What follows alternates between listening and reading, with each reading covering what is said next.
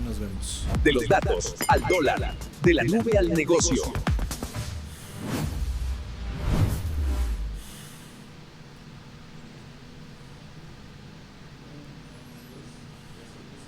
Uh-huh.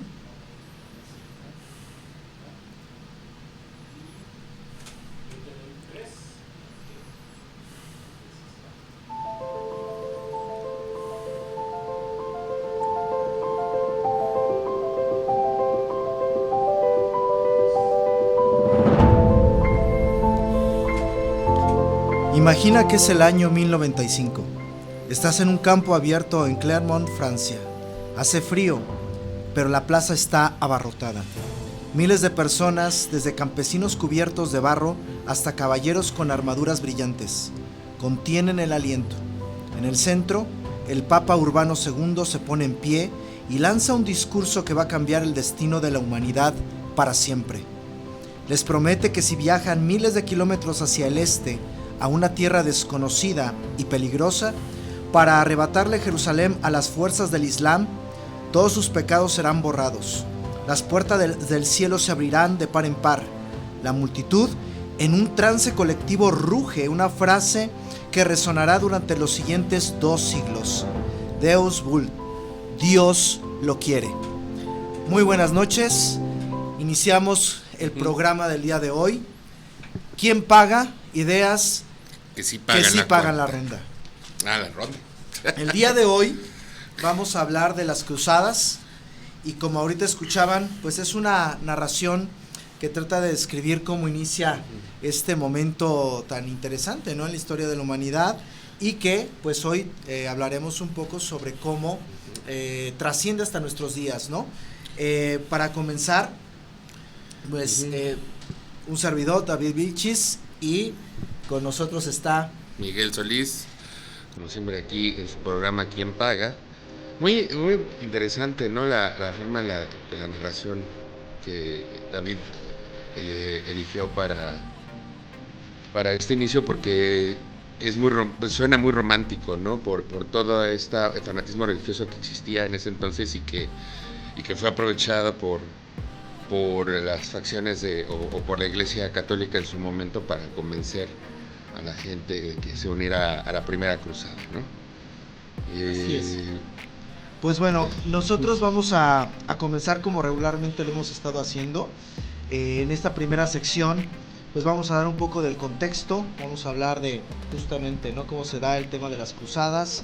Vamos a hablar un poco de esas cruzadas, las 8 que están identificadas.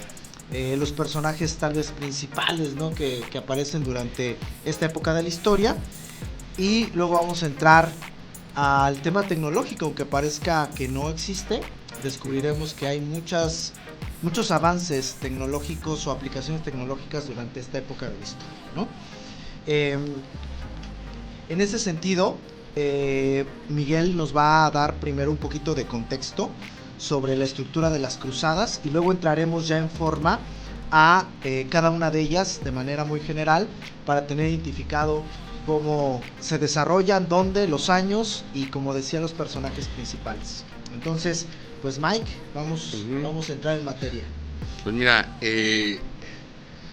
después de que se consolida la época donde se consolida el imperio y la época feudal, se forma un imperio en el Lado Oriente, o bueno, los inicios en Medio Oriente del Imperio Bizantino, ¿no? Sin embargo, Jerusalén, que siempre fue pues por la importancia de que era la tierra donde Jesús de Nazaret estuvo, dio sus enseñanzas y donde vivió y murió en ese contexto, pues siempre fue importante no solamente para la religión cristiana o el catolicismo, sino también para esta religión abrámica que es el Islam, ¿no? Entonces, ya por el año 638, durante el avance del Islam o de algunas facciones de musulmanes, empiezan a tener un avance y se empiezan a establecer los primeros califas en la región.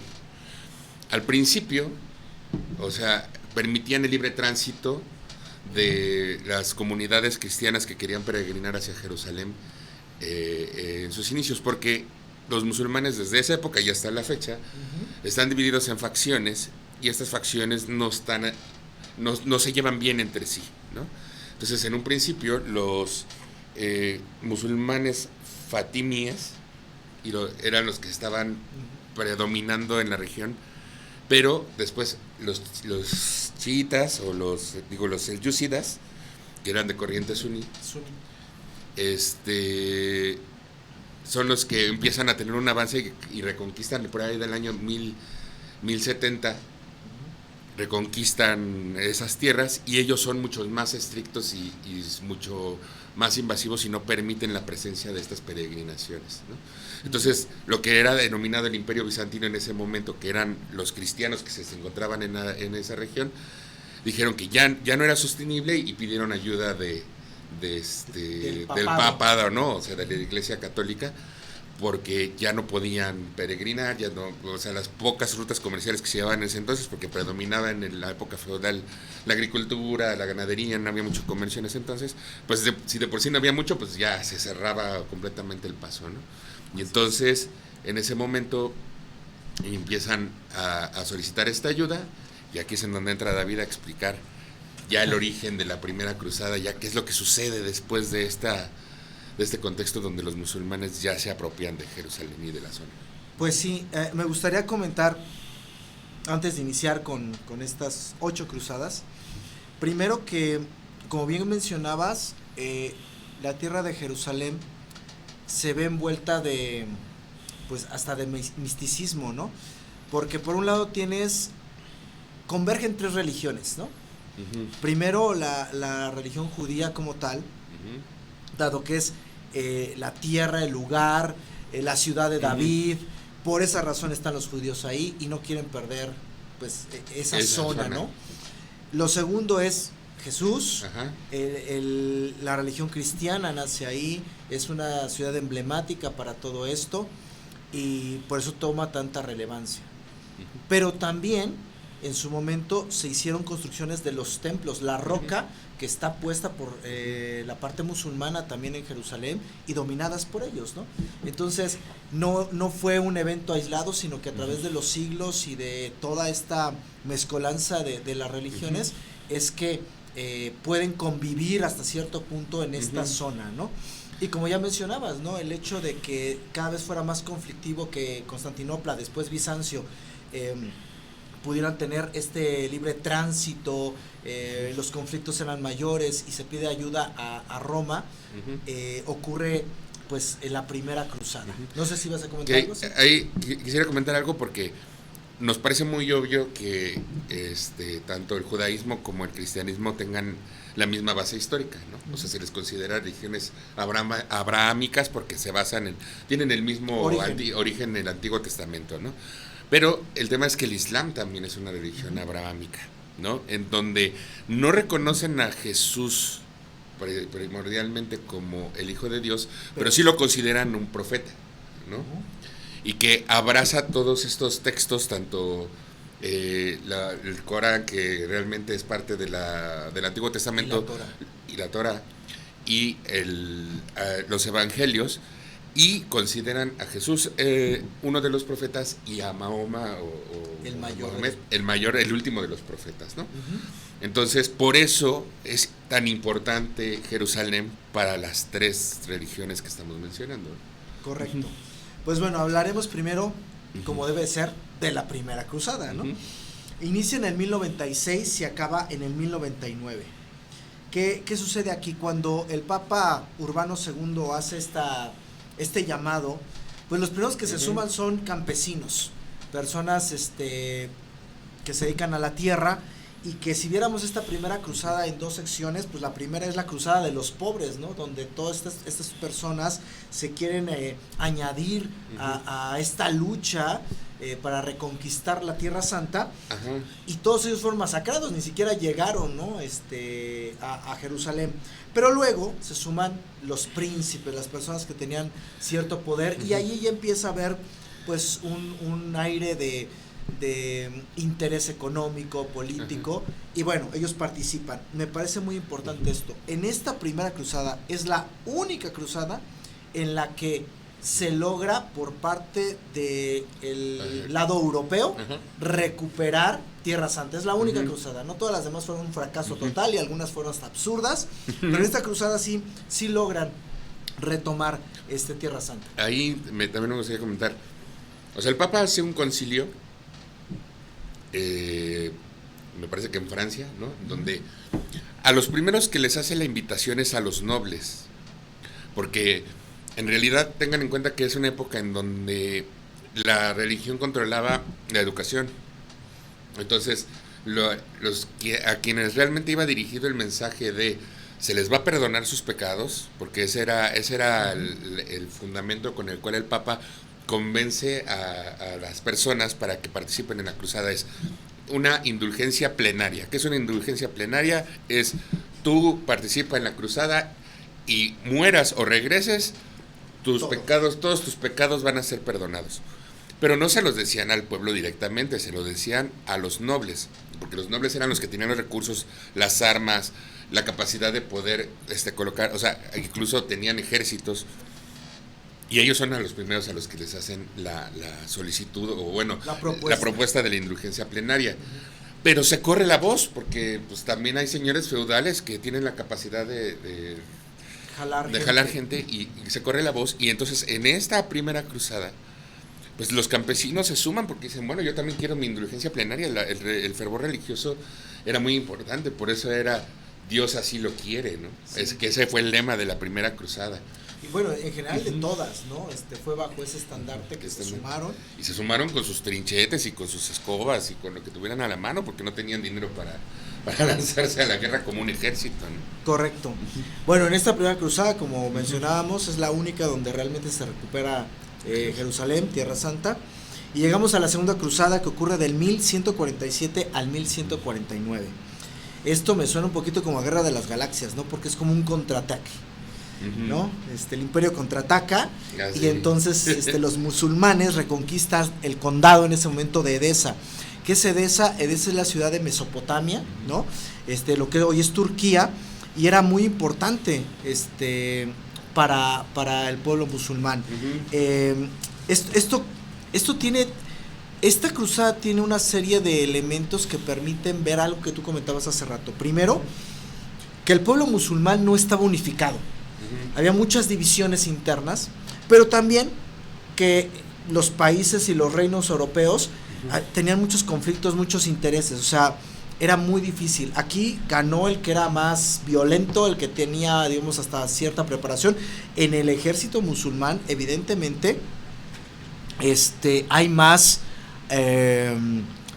desarrollo de personajes o de secciones dentro del ejército mejor preparadas. Había facciones muy, muy violentas y que eran capaces de recuperar terrenos importantes por la fiereza con la que estos podían seguir en la batalla, ¿no? Entonces logran esta recuperación de las tierras sagradas y llegamos a la tercera cruzada. Y esta me parece sensacional, ¿no? Esta tercera cruzada, algunos dicen que fue el choque de titanes. Hay dos personajes que, ya seas alguien que le gusta mucho la historia del lado musulmán o del lado europeo, pues los vas a ubicar. Uno es Aladino, ¿no? Y el otro, uno de los califas más importantes. El más importante probablemente, porque él sí logró unificar de manera casi total a los musulmanes, y por el otro lado tenían a su paladín, los europeos, con Ricardo Corazón de León, ¿no? Entonces ellos en diferentes momentos y en diferentes circunstancias se enfrentan, teniendo pasajes históricos dignos de ser recordados. Pero aquí ocurre algo que podríamos decir como que no es tan claro, ¿no? O sea, leyendo, estudiando sobre esto, hay historiadores que creen que Ricardo Corazón de León dejó las armas, se regresó, tal vez porque no le vio futuro a la guerra, porque no estaba convencido o se le acabó la convicción. Pero también otros creen, y tal vez suena lo más razonable, que es que llegaron a un acuerdo Saladino y Ricardo Corazón de León, ¿no? Que no podían expresar de manera pública. Exactamente. Y entonces, en ese sentido, ¿cuál creen que fue el acuerdo?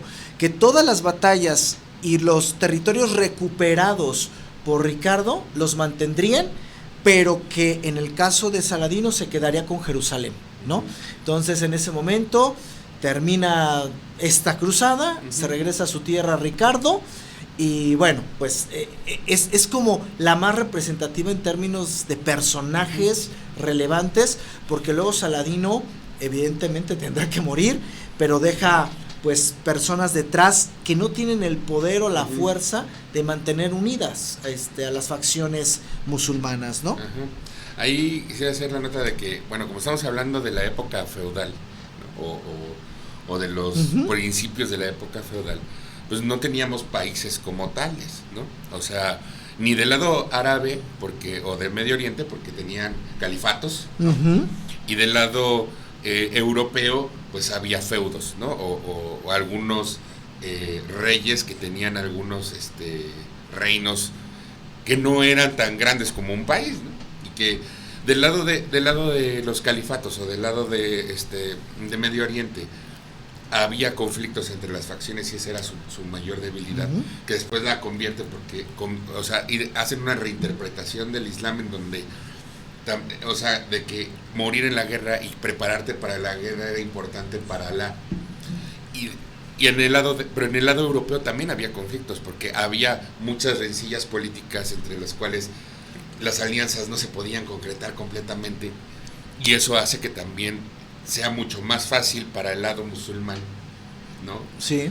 Concretar y mantener Jerusalén después de estas cruzadas, ¿no? Así es. Ahora, estas primeras 3 cruzadas tal vez son las más representativas en esencia de lo que buscaban las cruzadas, porque después de la cuarta ya empieza un proceso de decadencia, empieza a verse impregnada por intereses económicos y que decantan en cuestiones absurdas, ¿no? Por ejemplo, la cuarta cruzada, tal vez desde mi punto de vista, como hemos dicho en este programa no hay posturas absolutas, pero desde mi punto de vista, tal vez es la cruzada más absurda, ¿no? Primero duró bien poquito, ¿no? De 1202 a 1204, o sea, ¿vale? 2 años de y se le conoce, o algunos le llaman el negocio veneciano. ¿Por qué? Cuando están en este proceso de la cuarta cruzada, se ve la necesidad de barcos, por lo que en la República de Venecia tratan de lograr, ellos tenían muchos barcos en ese momento como para poder apoyar esta cuarta aventura, y esto coloca a Constantinopla en una situación, bueno, Bizancio, en una situación muy complicada económicamente, por lo que para pagar la deuda la República de Venecia les dicen: saquen, o sea, a los europeos que van hacia esta zona a recuperar las Tierras Santas, no vayan a Tierra Santa, saquen, destruyan Constantinopla y queda pagada la deuda. Entonces, y que le dicen ya vas. Y sí, o sea, lo hacen, pero es un absurdo. O sea, la cruzada o las cruzadas tenían la intención de recuperar Tierras Santas. No voy a Tierra Santa, voy y me saco a mí mismo. A mí mismo. Ajá. A lo que queda del Imperio Bizantino. Y temporalmente destruyo, ¿no?, lo que queda del Imperio Bizantino. Entonces, esa fue la cuarta cruzada, que insisto, desde mi punto de vista, absurda. Llegamos a la quinta y séptima cruzada. ¿Y por qué las ponemos juntas? Porque estas tienen que ver con Egipto. Nuevamente, ya no estamos hablando de Tierra Santa, pero bueno, ¿por qué era importante Egipto? Porque el Cairo era el lugar donde se concentraba el poder musulmán en ese momento, y atacar esta ciudad y tal vez incluso conquistarla podía representar el ganar esta guerra, ¿no? De recuperar la Tierra Santa. Entonces, estas dos cruzadas se dan en búsqueda de la conquista del Cairo, de Egipto, pero finalmente tampoco lo logran los ejércitos europeos, y bueno, ahí termina cautivo Luis IX de Francia, que es el que está al frente de esta última, bueno, de esta séptima cruzada. Finalmente No se logra el objetivo, capturan a un rey y lo acaba liberando, pero a estas alturas del partido los costes económicos, los costes de vidas, las personas que partían de Europa y que tal vez nunca habían salido de ahí hacia Tierra Santa, no habían dimensionado la cantidad de obstáculos a los que se iban a enfrentar, la falta de alimento, la falta de agua, tantas, o sea, situaciones complicadas que al final acaban siendo un sinsentido algunas de las cruzadas, ¿no? Como estas también ya mencionadas. Sexta cruzada, la vía pacífica. Aquí me parece importante mencionar, y esto sí se los quiero leer, el emperador Federico II, excomulgado por el Papa, recupera Jerusalén, ¿no? Sin derramar sangre, mediante un tratado diplomático con el sultán Al-Khalim, aprovechando las divisiones internas musulmanas. Bueno, aquí vemos ya en pleno la acción política, ¿no? Actuando, porque ya no era o sea, ¿cuál era la intención original? Siempre para mí es importante que aquí regresemos a cuál era el objetivo. Es recuperar Tierra Santa por lo que representa para la religión cristiana.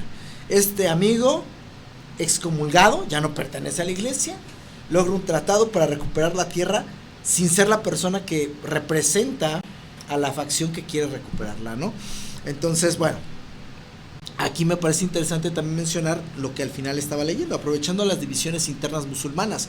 Después de que desaparece Saladino, es muy difícil mantener la unidad musulmana y por eso hay tanta división, y eso de alguna manera, ¿no? Ayuda. Aquí hay el sultán Al-Khalim, que no representa al total del pueblo musulmán, negocia por debajo de la mesa y logra este tratado, y bueno, al final pues cede en Jerusalén. Así es, ¿no? En exclusiva, ¿no? No sé si quieres comentar. Ya para estas fechas ya el Imperio Bizantino ya no existe, que recordemos que el Imperio Bizantino es la parte cristiana que se había asentado en Medio Oriente y que representaba los intereses en católicos, Turquía, ¿no? O sea, Turquía. Como para estas fechas ya no existe, pues también ya no parece hacerle sentido, ¿no? A estos personajes una guerra, ¿no? Porque ya sino que, bueno, vamos a tratarlo por la vía pacífica, porque ya no hay un asentamiento realmente por el cual tengas que pelear, o sea, ya lo peleas simbólicamente por Jerusalén, ¿no? Que en realidad sí, o sea, el pretexto de la primera cruzada es que los cristianos que quieran peregrinar hacia Jerusalén ya no pueden hacerlo, ¿no? Ya se está volviendo muy peligroso para mi gente que vaya hacia allá, pero la realidad era que había un llamado de lo que quedaba del Imperio Bizantino de si no vamos a perder esta posición en Tierra Santa. Y al ya no tener esa necesidad, pues ya se convierte muy poco necesario realmente que vayas por la vía violenta, ¿no? Así es. Y eso nos lleva a la última, a la octava cruzada, que ocurre en 1270. Aquí el último bastión del mundo cristiano, que es San Juan de Acre, se pierde. Y como lo mencionaba al principio, de todas las cruzadas, solo la primera tuvo éxito aparente, porque de inmediato el califato, el pueblo musulmán, recupera y mantiene el control. Ahora, me parece importante ahí, para terminar con un poquito este recorrido de las 8 cruzadas, durante esta época, en varios pueblos que fueron atacados por los cruzados, hubo una violencia extrema. De repente se vende la idea de que el ejército musulmán o las personas que peleaban por el pueblo musulmán eran muy violentos. Bueno, los cruzados nunca se quedaron atrás, ¿no? Fue muy violenta la forma en la que atacaron ciertos pueblos, eso por un lado, y por otro, estando Jerusalén bajo el control musulmán, si bien era arriesgado que hicieran esos peregrinajes, etcétera, había cierta certeza, cierta seguridad, había hasta cierto punto libertad de culto, aunque tenían que pagar ciertos impuestos, ¿no?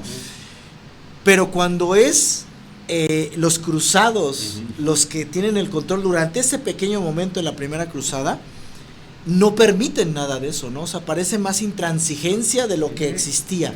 Y de alguna manera creo que el pueblo musulmán reflejó el poderío militar y que había una conciencia pues mucho más amplia, ¿no? De lo que aparentemente había en Europa al permitir que hubiera, porque cuando lo recuperan siguen permitiendo que la libertad religiosa exista. Creo que pagaban algún impuesto, si no me equivoco, pero al final del camino existía esa libertad, ¿no? Claro, si vas a ser parte de mi territorio tienes que pagar tributo, ¿no? Así es. Que bueno, ahí cuando piensen que que los impuestos no pueden ser una acción política o de control de población, pregúntenle a Trump, ¿no? Si aprendió de las cruzadas. Así es. ¿No? Así es. Pues bueno, en este momento vamos a hacer nuestro corte comercial y en un momento regresamos para continuar con este tema de las cruzadas. ¿Quién paga? Ideas que sí pagan la ronda.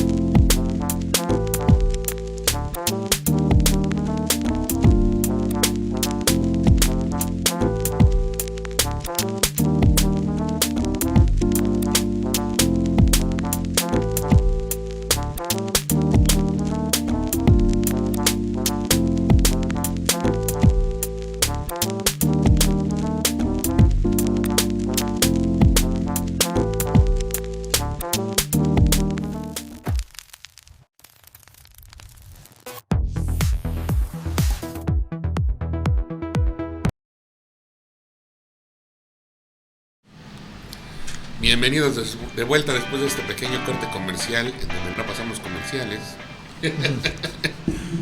Pero pronto estaremos pasando algunas secciones ahí, o algunos anuncios parroquiales. Vamos a regresar ahora al tema de las cruzadas. Ya dimos todo un contexto histórico, tanto antes y durante. Vamos a hablar de un par de temas. El primero es un tema tecnológico, pero antes quisiera hacer una anotación que no mencionamos en la primera sección, y es ¿por qué se les llaman cruzadas? Se les llaman cruzadas porque a los guerreros del lado europeo se les conocía como cruzados porque su símbolo era la cruz.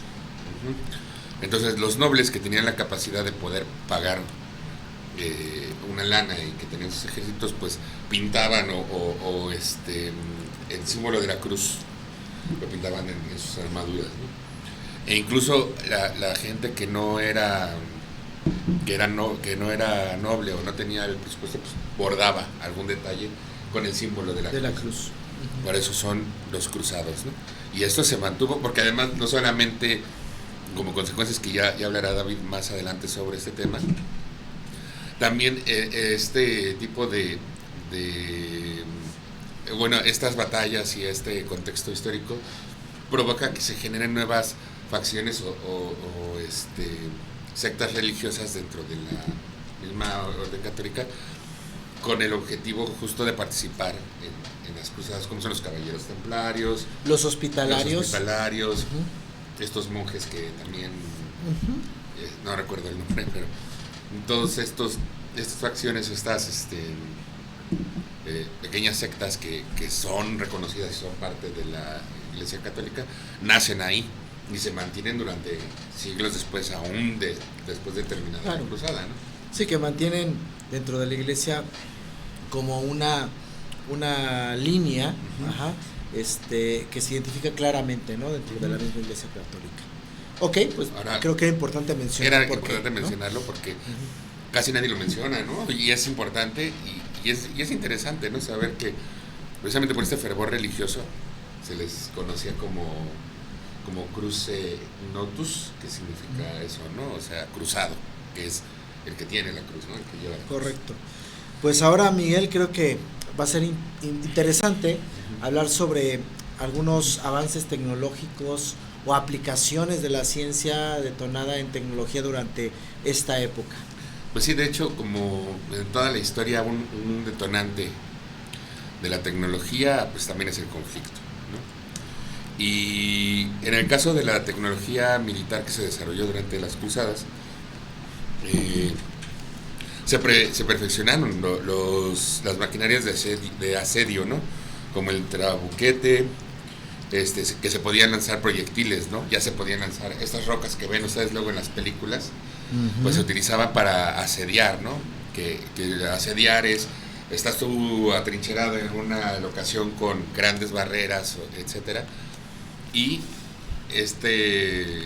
tienes que romper esas barreras para poder entrar y conquistar algunas. Bien simple, si alguien vio El Señor de los Anillos, cuando quieren destruir la ciudad de Gondor, pues ahí se ven esos proyectiles que son piedras lanzadas de estos artefactos. Bueno, a eso nos estamos refiriendo. Bueno, ahí ya son más exagerados de ese tipo que estamos viendo en la imagen. Y también una de las cosas que evoluciona significativamente es el tema de las armaduras, ¿no? O sea, se crea la cota de malla, porque pues antes era simplemente la armadura completa, y la cota de malla, que es esta tela como llena de eslabones, que lo que hace es que evita metálica que te ayuda a protegerte de algún impacto y que es más flexible. Todos este tipo de inventos pues, se desarrollaron justo para el tema de la guerra, ¿no? También la arquitectura militar tuvo grandes avances, como los castillos concéntricos, que fueron un modelo de defensa para evitar que las huestes enemigas pudieran traspasar, ¿no? O sea, ya se pensaba en las construcciones de estos fuertes para evitar que los ejércitos enemigos pudieran traspasar. Si alguna vez ven algún mapa de España o tienen la oportunidad de visitar España, van a ver la ciudad de Toledo. La ciudad de Toledo, que en su momento fue el reino de Toledo, pues si ustedes lo ven llegar desde la parte del tren, van a ver que sí, es un castillo medieval como el de las películas, pero van a notar en su arquitectura que es un lugar completamente cerrado, ¿no? Entonces, con estas torres altísimas como el que ven la en imagen, y que está diseñado precisamente para que en los asedios pues, puedas resistir y sea mucho más complicado para el ejército traspasar esos muros, ¿no? O que no pueda traspasar. Ahí está la imagen, justo, ¿no? Bien, bueno, de este lado. Entonces, también lo que sucede es que no es que estuvieran todos del lado europeo, todos los cristianos y todos los musulmanes del lado de Medio Oriente. Como ya no mencionamos, había restos o había feudos todavía del lado del Imperio Bizantino. Y entonces, al momento de que están conviviendo y están entrando y saliendo gente de ambas zonas, pues empieza a haber comercio en la zona, ¿no? Se impulsa el comercio y eso también implica una transferencia de conocimiento de la tecnología. Ya hablar del tema económico, ahorita lo va a mencionar David, pero ya en el tema científico pues hubo varios avances que toda la parte árabe siempre ha sido reconocida, que su cultura tuvo muchos avances en las matemáticas, en la astrología, en la medicina. Todos estos avances pues empiezan a trasladarse o a comerciarse de alguna manera hacia el lado europeo. Incluso hasta recreación, porque el proceso de destilado en el alambique de cobre, pues eso que es el que nos ha dado el tequila, o sea, es origen árabe. Entonces todo ese conocimiento se traslada, se permea entre las culturas y se crean varios tipos de conocimiento que se trasladan a conocimiento tecnológico. Así es. Ok, pues en ese sentido, es que pareciera, ¿no? Digo, no tal margen para entrar de lleno ahora sobre los impactos de tipo comercial, económico, cultural que hubo durante las cruzadas, pero la nota al margen pareciera que no hubo ningún avance tecnológico, pero la realidad es que siempre la tecnología avanza por diferentes motivadores y la guerra es uno, ¿no? Ok. Bueno, es que nosotros lo vemos retrospectivamente como que no hubo mucho. Pero, o sea, para la época en donde, recuerden que no había mucho estudio y conocimiento en la población en general, solamente los nobles tenían acceso a ese conocimiento, pues se vuelve un avance bastante importante, ¿no? Correcto. Bueno, a ver, respecto a los impactos que tuvo comercialmente primero, el tema de las cruzadas. Yo comenté hace un momento, o hace unos minutos, sobre esta situación de la Cuarta Cruzada, donde Venecia, que era la potencia marítima, como que cambió el rumbo, el sentido de esta Cuarta Cruzada, ¿no? Al atacar Constantinopla en vez de la Tierra Santa. Bueno, pues tanto Venecia como Génova se convierten en potencias marítimas, no por solo el hecho de tener barcos, sino porque se empiezan a descubrir nuevas rutas, ¿no? Como la ruta de la seda, donde se pueden empezar a comercializar artículos que no eran comunes, y que a raíz de ese intercambio, de esa situación que culturalmente ocurre y que es inevitable al converger en un punto o en varios puntos, esas diferentes culturas se empiezan a dar, y alguien salió beneficiado, y si alguien fue beneficiado fue Venecia y Génova, ¿no? En la parte cultural, tú comentabas muy bien, ¿no? El tema de la medicina avanzada por la parte musulmana, las matemáticas con los árabes, conceptos que probablemente no se conocían del lado europeo, pues también se ven fortalecidos y evidentemente trajeron repercusiones a largo plazo. Por razones de los momentos, o sea, si ubicamos Turquía, si ubicamos las zonas donde empieza a haber este tipo de contactos, pues está Grecia, ¿no? Grecia está de por medio. ¿Y por qué menciono esto? Porque la cultura griega, la filosofía griega, la mitología griega como que renace nuevamente, ¿no? Con toda esta situación donde empieza a haber este intercambio, voy a decirlo, de idea cultural, de ideas, ¿no? Y en el aspecto, y sobre todo científico, sí, y en el impacto político, y eso me parece muy interesante, porque a raíz de esta situación llegamos a un par de siglos antes, o sea, las cruzadas acaban tal vez un par de siglos antes, 3 siglos antes de que la Edad Media termine. Pero obviamente no fue de la noche a la mañana, y me parece que las cruzadas son un evento que dio pie a que la Edad Media terminara, ¿no? Como esa época tan extensa de 1000 años. El oscurantismo. ¿Por qué? Porque los señores feudales, como lo mencionaba Mike, no solamente los príncipes, sino los terratenientes de ciertas zonas, de ciertos territorios, tuvieron dos finales muy tristes, ¿no? El primero es que o murieron en las cruzadas o quedaron quebrados por las cruzadas, ¿no? Porque, como les decía, solo la primera logró el objetivo, las demás pues simplemente fueron fracasos rotundos. Entonces, esto permite que las monarquías se vean fortalecidas y empiezan a aparecer los grandes reinos, ¿no? Entonces ya empezamos a hablar de Francia, de Alemania, pero con ese poder militar, económico, exacto, correcto, ya no está tan diversificado el poder, sino está mucho más concentrado, dado que ya no existen esas figuras de caciques, ¿no? En diferentes territorios, y de alguna manera las cruzadas pues permiten el paso a una época que va a transformar nuevamente a la humanidad, pero que en definitiva fueron como la decadencia de lo que conocemos como la Edad Media, ¿no? Entonces, estos son desde mi punto de vista, los 3 grandes impactos que vemos a raíz de las cruzadas, ¿no? Y además eso es justo, o sea, una vez que terminan las cruzadas y empieza este declive de la Edad Media, porque no crean que despertaron de la noche a la mañana y dijeron, ya, estamos en el Renacimiento, ¿no? Pasan siglos para que eso suceda, porque empieza a decaer el tema de los feudos y se consolidan reinos importantes, como el reino germánico, ¿no? Todos estos reinos, pues en esa transición pues es también donde ya empieza a haber espacio y empieza a haber tiempo para tanto para el arte, ¿no? Como para la ciencia, ¿no? y es en donde ya y empieza a consolidarse justo ese camino hacia el renacimiento, ¿no? Correcto. Pues bueno, vamos a pasar a nuestra tercera sección, que es la pregunta incómoda, y ahora me toca a mí, ¿no? Y al hacer yo la pregunta, Mike, pues será el que tendrá que contestar, ¿no? Bueno, creo que para todos es evidente que hay un encono entre el mundo cristiano y el mundo musulmán. Hoy estamos viviendo parte de eso con el tema del estrecho de Hormuz. Y me gustaría saber, Mike, desde tu perspectiva, ¿cuáles son los eventos actuales? Y no me refiero a actuales de los últimos 20 años, me refiero a lo mejor el último siglo, que reflejan que esta situación sigue permaneciendo. O sea, las cruzadas fueron un reflejo de muchas situaciones muy complicadas, ¿no?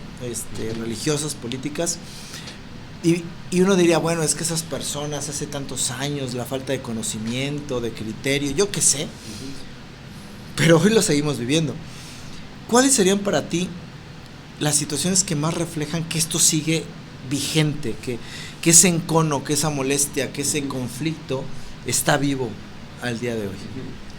Pues mira, voy a mencionar uno que no es nada reciente, ¿no? Y es que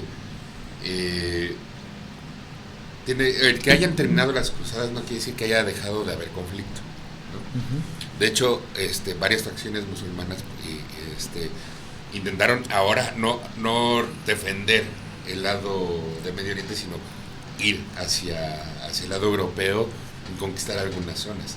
Hasta poco antes de 1480 y algo, 89, que la última gran batalla que se libra por recuperar algún bastión de lo que hoy es España, que todavía Isabel la Católica estuvo participando ahí, pues eso, o sea, ese tipo de recuperaciones y ese tipo de conflictos nunca terminaron. O sea, ese es el primer encono grande, ¿no? Porque el conflicto siguió, y en primera instancia era por territorio, pues, y por dominar ciertas zonas y ciertas rutas de comercio, pero eso nunca terminó en ese conflicto, ¿no? Y siguió durante mucho tiempo hasta que, pues definitivamente estos califatos que siguieron, digamos que todavía viviendo en la época feudal, ¿no? Digo, con sus avances tecnológicos y todo esto, pero ya se habían asentado en esa región, todavía seguía habiendo conflictos pequeños, o digo, no a la escala de las cruzadas, pero sí había conflictos, y eso también ha permitido que ambas facciones religiosas se entiendan, ¿no?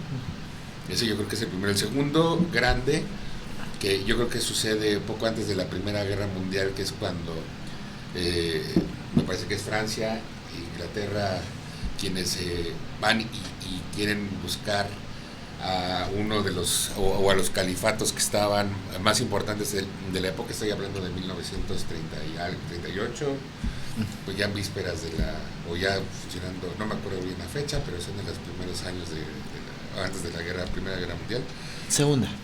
Antes de la Segunda Guerra Mundial, en donde les prometen, ¿no?, que que si les daban cierto respaldo militar, les iban a dar la Gran Arabia, que era lo que estaban buscando, que era como unificar todos estos califatos y convertirlos en una gran nación, ¿no? La promesa era, van a tener la Gran Arabia y ustedes son los que van a dominar esa zona, ¿no? Y termina saliendo muy mal. Consideren que Francia e Inglaterra son potencias cristianas, ¿no? Ya estamos hablando de países, pero su población es mayoritariamente cristiana o católica, ¿no? Y entonces sale tan mal que pues terminan dividiendo en países, pero estos países no reflejan realmente el entendimiento entre las facciones musulmanas. O sea, recordarán que hablamos de que hay facciones entre los musulmanes. Esas facciones siguen estando vigentes hasta hoy, y los chiitas y los sunís no tienen todavía un entendimiento coherente entre ellos, y sus fronteras fueron hechas sin tomar en cuenta eso. Entonces hay chiitas y suníes viviendo en las mismas naciones con diferencias políticas, sociales y religiosas, y eso ha causado un conflicto, y eso también ha causado un rencor hacia la comunidad europea. Correcto. Y yo creo que, hablando ya de un tema muchísimo más actual, pues el hecho de que esta nación que es muy reciente, que es Israel, que es judeocristiana, ¿no? En su mayoría, que pues, nació como de un peregrinaje clandestino en donde iban llegando así todas las personas hacia la zona y se consolida una nación que en un principio no era reconocida por sus vecinos y después tuvo un reconocimiento internacional y que constantemente está tratando de consolidar su poderío a través de sus aliados cristianos como los Estados Unidos. Pues eso también refleja que el entendimiento hasta la fecha se ve muy lejano, ¿no? Para mí se ve muy lejano que pueda haber un entendimiento hasta que no haya un verdadero acuerdo y un respeto entre tanto las facciones musulmanas como las facciones cristianas y que haya un respeto hacia esas religiones. Yo creo que esos son los... Yo pienso que en ese sentido, insisto, opinión personal, que nunca van a llegar a un acuerdo, ¿no? No, ¿verdad? Es muy difícil. Es que es como negar miles de años de conflicto en donde yo creo tener la razón. O sea, ya ni siquiera es por la razón misma, es porque perdería sentido toda esa historia al aceptarlo. Pero estaba viendo una imagen, probablemente algunos de ustedes la hayan visto y me llamó mucho la atención y yo creo que con eso estaremos concluyendo nuestro programa, a reserva de que tengas algún otro comentario, Mike. Pero es como un tipo meme, ¿no? Donde dicen entre Obama y Osama solo hay una letra de diferencia, ¿no? Sí, digo, no estoy haciendo alarde de ninguna situación en particular, pero me pareció interesante, ¿no? Pensar, es una cuestión antiquísima, complicada, que tiene mucha historia. Hoy lo estamos viviendo con el estrecho de Hormuz, me parece el ejemplo más actual, más reciente, sí, es lo que por más que se haga una propuesta de cuáles pueden ser los 14, 20, 50 puntos de acuerdo, la otra parte va a decir esto no me agrada y el otro va a decir pues a mí tampoco, y bueno, al final sí van a llegar a un acuerdo, no van a estar completamente de acuerdo, pero van a llegar a un acuerdo. Creo que es lo que va a pasar, más ahora con la revisión de la postura estadounidense, Pakistán interviniendo para tratar de llegar a una solución, pero es algo que siempre va a estar ahí, ¿no? Y que tiene su origen en tal vez uno de los temas o de varios temas que incluso hay comentarios de sabiduría del pueblo donde dicen hablar de religión, de fútbol y de política es nunca ponerse de acuerdo, ¿no? Eso sí, ¿no? Y muy bien, por ejemplo, por los Pumas, porque no nos... Pero es que fíjate que estos temas son bien interesantes y son muy difíciles de decir quién tiene la razón, porque decir quién tiene la razón es como determinar todo de manera de bueno y malo, ¿no? Es correcto. Y obviamente hablar de religiones distintas pues también es hablar de jerarquías morales distintas, ¿no? Y al final la religión, incluso desde el inicio de las cruzadas, incluso Papa Urbano II, pues tomó una decisión que pues, o sea, si tú lo miras desde un punto de vista bíblico, pues no tenía ningún sustento. ¿Quién es el Papa para dar una indulgencia plenaria de tus pecados, no? Claro. Entonces, en realidad, no estamos hablando de decir quién tiene la razón o quién no, porque tampoco los musulmanes en su momento podrían decir, bueno, pues yo me planteé aquí y aquí es mi casa y háganle como quieran. Sí. Si no es de hablar de intereses o sea, ya cuando estás hablando de ese tamaño de naciones y de personas y de movimientos políticos, ya no puedes decir quién tiene la razón, es saber quién va a ganar. No sé. Correcto. ¿No? Correcto. Pues bueno, el día de hoy hemos abordado este tema que nos parece muy interesante, las cruzadas. Le agradecemos su tiempo, espero que haya sido pues no solamente informativo, sino entretenido, y que les haya permitido pensar a lo mejor en algunos puntos de vista que no conocían, y que les permite crear una perspectiva personal. Para el próximo programa todavía estamos deliberando cuál será el gran tema que vamos a poder Vamos conversar. a dejar en que va a ser sorpresa. Uh-huh. No sabemos, porque es una sorpresa incluso para nosotros, porque todavía no sabemos, tenemos varios en el tintero, pero esperemos que el que consiga sea de su agrado. Correcto. Bueno, nada más para no dejarlo, ¿no? Algo que hemos platicado ha sido el papel de la reforma, por ejemplo. Nos parece súper interesante para entender cómo la reforma cambió, no solamente el aspecto, la reforma, nos referimos a la reforma de la iglesia. Sí, a la reforma, a la reforma cristiana, porque si no vamos a hablar de la reforma mexicana, a lo mejor en algún momento puede ser interesante, pero ese no es el tema que sigue. Pasando un poquito a otros temas menos trascendentes, pero que pueden ser importantes. Yo traigo en el tintero hablar de los playoffs del NBA, que han estado increíbles. Ya hablaremos seguramente en el momento de eso, pero estamos deliberando. Entonces, sí, será sorpresa, pero tendrá una idea más o menos como en el sentido de estos dos temas que estamos conversando. Pues de antemano agradecemos su tiempo y que pasen muy buena noche. Muy buenas noches, salud. Salud.